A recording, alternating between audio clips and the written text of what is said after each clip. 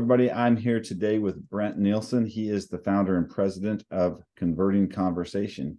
Hey, Brent, how are you doing today? Not so bad. How are you doing? I'm doing great. Thanks for joining us. Let's go ahead and get right into the questions. Hey, Brent, tell us a little bit about your business, Converting Conversation. Awesome. We're a face-to-face fundraising agency. We partner with nonprofit organizations. We utilize the oldest form of marketing, word of mouth. We put people where the people are to have inspiring conversations with strangers in hotspot traffic locations in downtown metro areas. And our goal is to inspire and empower these folks to make monthly contributions to our charity partners. And I've been in the business for about a decade now, and our organization's been around for a little bit over 3 months, officially operating. How did you come up with that concept? So thank you for asking. Well, I didn't come up with the concept. I would say that in 1986, organizations out in Vienna and Austria, they figured out that people wanted to have conversations about how they could make an impact. I think and I thoroughly believe we all, since we were children, wanted to make an impact in some way. We all do it maybe with our professions, maybe we do with our community, and there's always ways that we want to make an impact on the grander scale. And when you get involved in nonprofits, it's a way for all of us in a small way to create that impact. And I think people desperately yearn for that. And I think in Austria, just at the time, the niche was able to be seen and filled. And so I didn't think of the concept. It has been a concept that now has been going on for a few years, but it is still very niche and it's very new to the United States. It came here in about 2007, 2008. It was tested through door to door, like the old vacuum salesman, knock knocks. Mhm. But now, since about 2013, people have been using like a pop-up style approach on the street, in front of hotspots, in front of grocery stores. In states like California, this has been very common since the 2000s. In states here on the East Coast, for instance, of Virginia, it's very new. So for the concept here, pretty new, didn't think about it, but I'm not trying to reinvent the wheel. I'm just trying to do it a little bit better. Yeah, so immediately when I think of it and I think of door to door and I think of that, that people get annoyed with that, right? Oh, for sure. So how are you guys different? How is it that you're able to approach people or have that conversation with people? That's a fantastic question. So I've had a few different styles of direct marketing, is I guess what we could say in the business, whether that be in street or pop-up styles I'm referring to, face-to-face, door-to-door, in a mall, at a kiosk, always representing nonprofits. And I found through working these different mediums, an approach that I'm sure that can relate to a lot of people. Imagine yourself in a mall, and imagine you're walking through this mall, and every single person at a kiosk is trying to hand you something. And Mhm. you know ahead of time, before you even walk in the mall, people are going to be trying to market to you. Hey, take my product, take my product. You're almost desensitized to the people that are trying to outreach to you. Yeah. What we found is a polite approach, standing back, understanding that what we're representing is so important, so much bigger than us, that we're able to have a level of confidence. It's kind of like when Superman took off the Clark Kent outfit, because who he really was Superman. When our fundraisers put on their charity gear, they're representing the world. And there's a level of confidence that I let people let that air seep off of us. And so instead of looking for people to market to with desperation, it is a confidence level that you bring people towards you. And I think that's what makes us different. And it's a definite passionate, contagious love of the science of what it is to direct market and have conversations versus selling people, because we're not out here trying to sell. We're trying to inspire. We're finding our friends. We're not convincing anybody that doesn't want to get involved already. Yeah. So that's just so interesting. So, I mean, who do you serve? Who's your best customer? Your target. I mean, I know you're going out there trying to get donations from people, but who is your actual target for the business? Because I imagine you're a B2B, right? With business to business. Yep, We're 100%. teaming So with nonprofits. our partners, currently, we are subcontracting. We're at the very beginning stages of the business. So in what we do is we work in a subcontract. Our contract holder will work in congruence or directly with our charity partners. Our charity partners that we represent range from large scale, 50 million plus dollars in revenue per year. Charities, they can be much larger than that. Some of them can be smaller. There is a threshold. What we do does come at an expense. There is a return on investment, but it just takes a little bit of that time of investing rolling over for organizations to see that. And unless they have the necessary scale to even devise that into their fundraising spend, it doesn't make sense for smaller organizations. The way we really find our friends is through There's a national association called the Professional Face-to-Face Fundraisers Association. There's a lot of charities that go to those events, and that we're able to build budding relationships just through that face-to-face interaction, turning into referrals, turning into future business. We also get business through referrals. That's currently how we got our subcontract right now. And we plan to keep doing great business because our industry is so niche, and the organizations that we have to target to with our vertical is also so specific that, large scale marketing tactics and even investing in large scale digital marketing for us, it just doesn't make sense. It's really the old school relationship building form of marketing that we do to get Yeah. our. So, relatively new, 3 months, but you've been in the industry, you said, for quite some time. What, yeah, what's been some of the biggest issues you've had to overcome as you're trying to get this, converting conversations up and running? Well, that's fantastic. Finding a client has been the biggest issue. So because our clientele is so niche, and there's just a specific, demographic of clients that we can really work with, and our industry is so right now regulated and controlled and targeted, that there's a lot of groups that I would seem control the majority of the contracts. And so trying to find an organization that is both willing to try an experiential marketing form, which is what we are. We're very experimental marketing for them, that has the necessary spend, that would be willing to work with someone but wants proven results. As a startup, it can be really hard to find to find that perfect marrying of I would say the bears, the porridge in this sense. But that's been the hardest thing, is finding a client. But once we found our client through a subcontract and we were able to work with the client more in a direct fashion, now it's been an absolute wonder. It was just taking the experience and everything that we had built. We have this machine, it was ready to run. We just needed someone willing to sit in the co-pilot seat as a rally car driver as we drove. Right, right. And not really having any social proof up to the time you get your first Our reputation, right? So yeah. personally. So that is awesome. So as a business owner, what have you learned as a business owner? This is some taxes and fees that hit you left and right, and fees that you had no idea were going to come at you.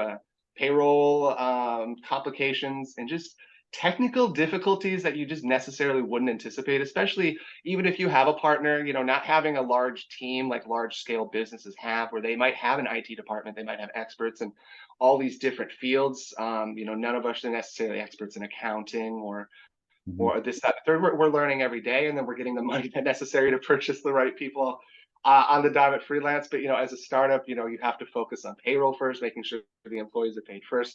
Any of your loans, for example, that you have the necessary spend for that, and just all the little things that just come up in a daily of running, for instance, field operations that you might have dealt with at high levels of management or any sort of levels of management, but at a national level becomes much more of an issue when you realize the revenue and then your liabilities. So just really dealing with that. I'd run operations for much larger organizations than my own, but not being necessarily responsible, especially focusing with budget.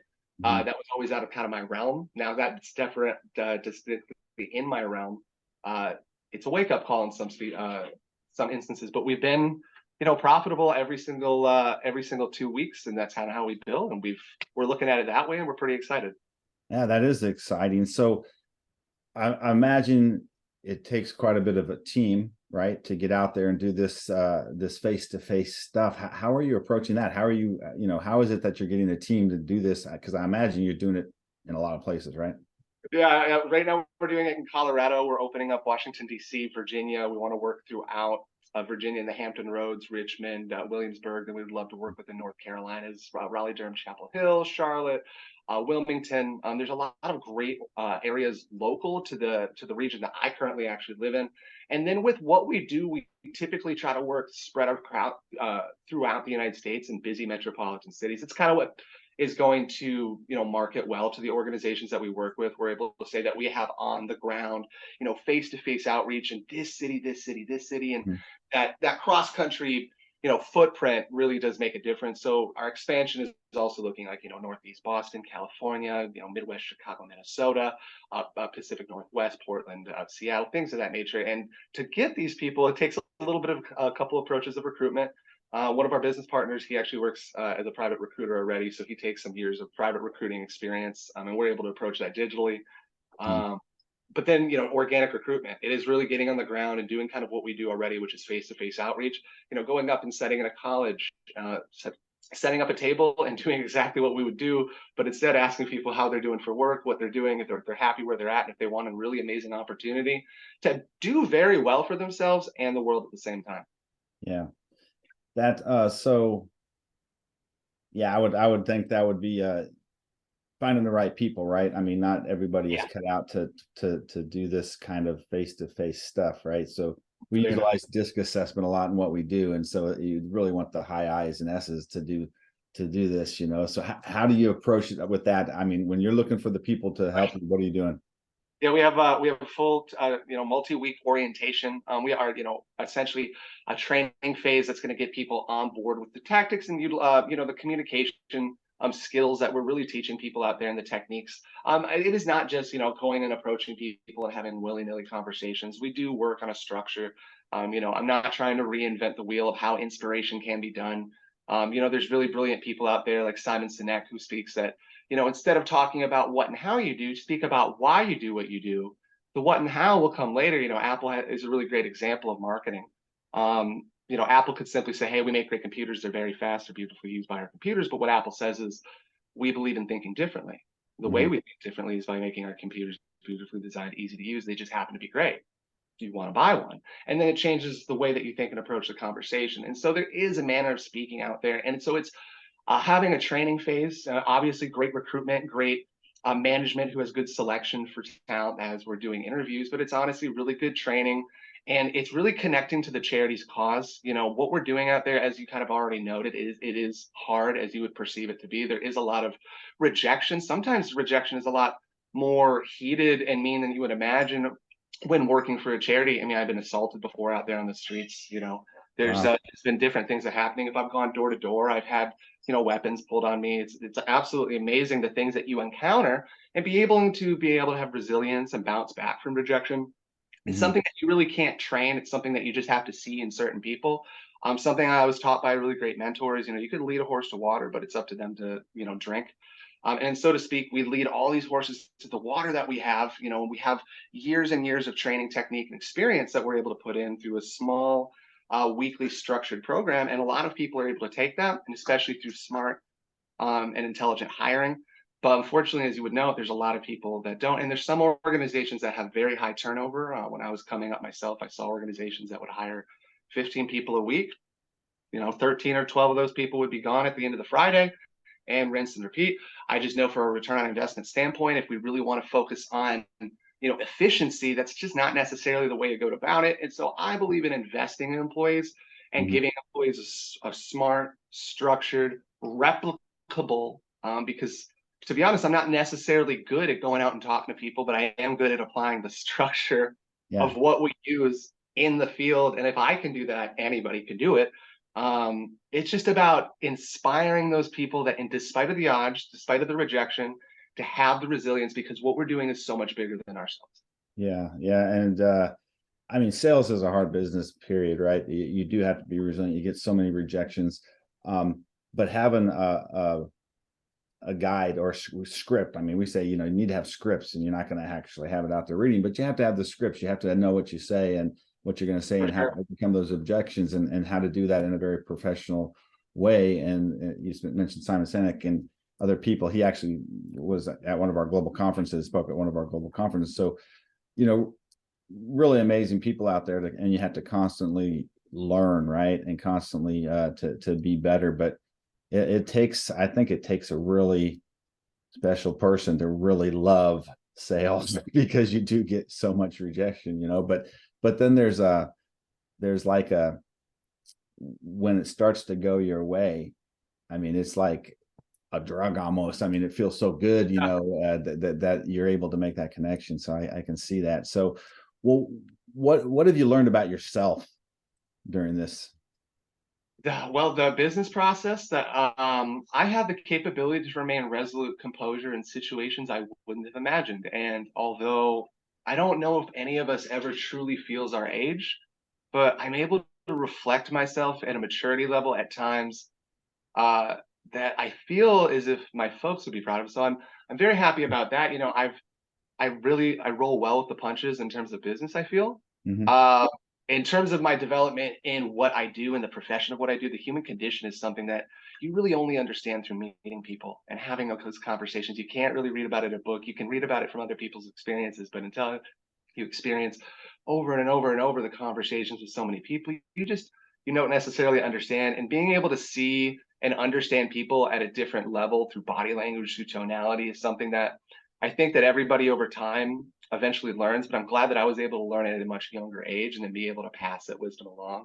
I Yeah. think an opportunity I was given a long time ago is this opportunity, and now I'm able to pass that opportunity hopefully on to others, because we do well for ourselves and we do very well for our charity partners. And I think the impact that we feel inside is something that you get to carry to your grave. And I think that that's wonderful. So I think that's something I've learned, and I really love passing that along. You know, yeah. Any advice or what advice would you give to anybody thinking about going into business for themselves? I'm not wise enough to give anything like that, but I can tell you, mistakes that I've made and learned from. And, if someone can learn from the mistakes I've made so they don't make those, just being able to choose, because last year I tried to do this as a launch, you know, choosing, if you're going to go into business and you're going to have partners, just making sure that, you don't always have to like everybody you work with, but you do have to be able to work together. And if you are going to go down the route of sharing ownership, to be able to be 100% sure, just like if it was a relationship, Mhm. that is something that you want to pursue in the long run, because differences of vision are very important, and a vision of a company is just as important as a mission.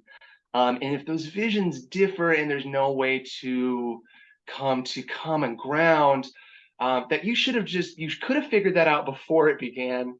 And it might allow you to not have to do a 2.0 launch. I'm currently in my 2.0, I and see. that's the advice I can give, because I wouldn't be wise enough to give any other sort of real advice. Yeah, it's so important to have an alignment with, if you're going to have a partner, business partners, you have to be totally aligned. Yeah. And just like your employees have to be aligned with your vision too. But when you have partners, that alignment is so important. So I could see that. Well, okay, if somebody is interested in Check it out becoming what we do. working for you, right? Coming into work, Oh, how do they? fantastic. Yeah, if anybody wants to come and work out, we currently are really only have positions right now for our entry level roles. So if somehow somebody somewhere is watching this and they're in, the Denver, Colorado area, or a Metroplex, they're in the Hampton Roads Metroplex, and they are looking for a really great, amazing opportunity to sometimes even work part-time, but make great money representing an amazing organization. You can find us at convertingconversation.com/careers. Feel free to read through that if you align with what we're doing, if you believe in the mission and you want to do very well for yourself in the world. We'd love to have you. And I just appreciate y'all taking a chance to check out our charity partners once you check out our website. Mhm. And thank you guys so much for taking the time to even meet with me. I really appreciate you. Hey, that wraps it up with the interview, Brent. Nice job. It's been really informative. You got a lot of energy, and I can tell you're very passionate about what you do. So thank you so much for spending time. Thank you so much. First time. I hope I do got a lot of energy. Maybe it's because I'm admittedly nervous, and that's what you do. But I appreciate you being patient, and asking the right questions. That was a wonderful interview.